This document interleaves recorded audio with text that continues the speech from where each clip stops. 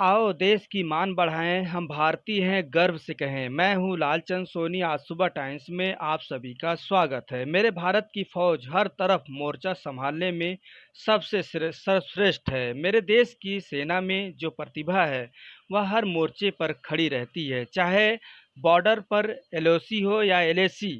हर एक किसी के आपदाओं में सेवा करने को लेकर हमेशा हर मुद्दों पर मिसाल कायम करती है। मेरे देश की फौज में संपूर्ण देशभक्ति, आन बान शान, तिरंगे की मान सम्मान में दिन रात बॉर्डर पर तैनात रहते हैं। देश की सेवा में कभी भी कोताही नहीं बख्शते। दुश्मन की हर चाल, मिनटों का काम सेकंडों में पहचान लेते हैं और दुश्मनों का दांत खट्टे करने के लिए बिल्कुल देर नहीं लगाते। ये है हमारे देश की पहचान। ऐसे फौजियों को सलूट सलूट। आइए एक रिपोर्टिंग दिखाते हैं आपको। उनकी जो विस्तारवादी की नीति है वो ख़त्म होनी चाहिए और विकासवादी नीति में शामिल होना चाहिए, यानी कि भारत के साथ देना चाहिए। हितलाल जी, जिस तरह से जो है चीन और भारत जो है काफ़ी संबंध देखा गया, बहुत पुराना संबंध रहा है।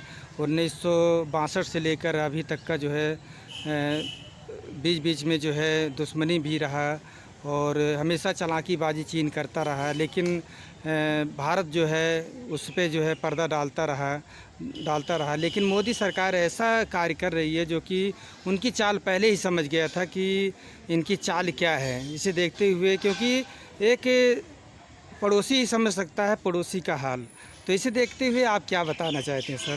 सर, ये बात आपने सही कहा और सही हो आपने कहा। सच्ची बात है। ये हमारे जो देश के पूर्व सरकार थी उनकी कमियां हैं, उनकी गलतियां हैं कि उनको उस कमियां उनको नज़र नहीं आया, उसको माफ़ करते चला गया और चीन इसी का फ़ायदा उठाते रहे। 1962 से लेकर अब तक जो भी घटना घटा है, जो हमारे पूर्व प्रशासक रहे हैं, मतलब पूर्व प्रधानमंत्री या पूर्व राष्ट्रपति जो रहे हैं, ये उनकी गलती।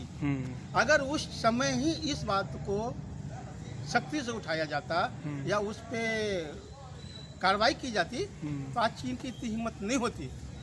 लेकिन मोदी जी को मैं धन्यवाद देता हूँ कि चीन की जो औकात है आज उसको औकात याद दिला रहा है। तो इस बात में तो प्रधानमंत्री धन्यवाद के योग्य है। जी, चीन जिस तरह से अपने फौजियों को वहाँ से खबर आ रहा है कि शहीद होने का वो नहीं दे रहा है, तो इसे देखते हुए क्या बताना चाहते हैं? जिस तरह से अपना देश जो है शहीद होने का जो है तुरंत वो देता है, सम्मान करता है, तो इसे देखते हुए आप क्या बताना चाहते हैं? चीन को अपनी मुंह काला करवानी है, जो विश्व में खबर फैलाएगा। विश्व में क्या है कि हमने अटैक किया और हमारे ही 60 सैनिक मारे गए, 50 सैनिक मारे गए, तो वो उससे तो और उनकी मुंह काला हो जाएगा। और चीन की जो सेना है वो सरकार के साथ मजबूरी में काम कर रहा है, क्योंकि चीन के कोई भी लोग सेना में भर्ती होना नहीं चाहते हैं, लेकिन वहाँ के ऐसा नियम है कि चाइनीज़ सरकार कहते हैं कि हर एक परिवार के सदस्य एक हमारे फौज में होना चाहिए। लोग डर के मारे फौज में जाते हैं, तो कोई वैल्यू ही नहीं है, कोई उसका औकात ही नहीं है उस सरकार के आगे, तो क्या देगा वो? जी हितलाल जी, आपने सेना की बात की है तो हम विस्तार रूप से बात करते हैं। जिस तरह से यहाँ कोई वैकेंसी निकलती है सेना की तो लाखों संख्या में भीड़ लगता है।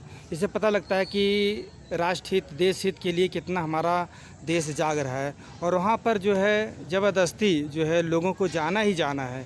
इसे देखते हुए दोनों देशों का जिस तरह से जनता, आप इससे समांतर क्या देखते हैं? समांतर वहाँ के जनता दुखी है और दुखी तो अब और होगा, क्योंकि वहाँ जो एक बिल पास हुआ है कि सरकार शी जिनपिंग ही तब तक वो राष्ट्रपति रहेंगे।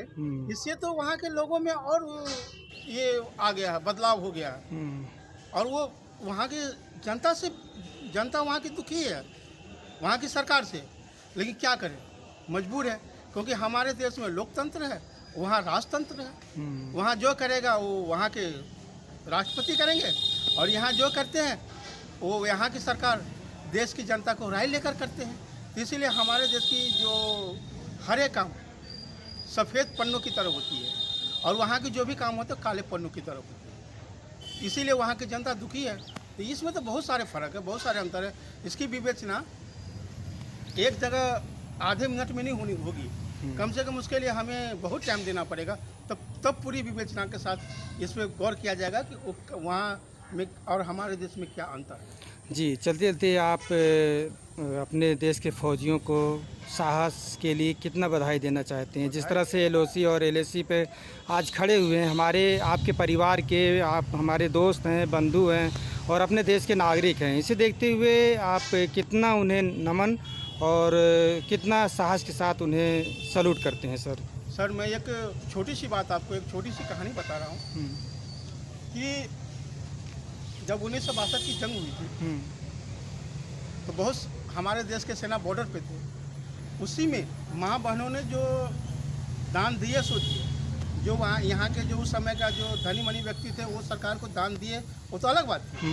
लेकिन एक साहसिक पराक्रमी ये हुआ कि एक अंधा था, वो मैदान में जाने के लिए अपनी माँ से जिद करने लगा कि माँ मैं भी युद्ध पे जाऊँगा।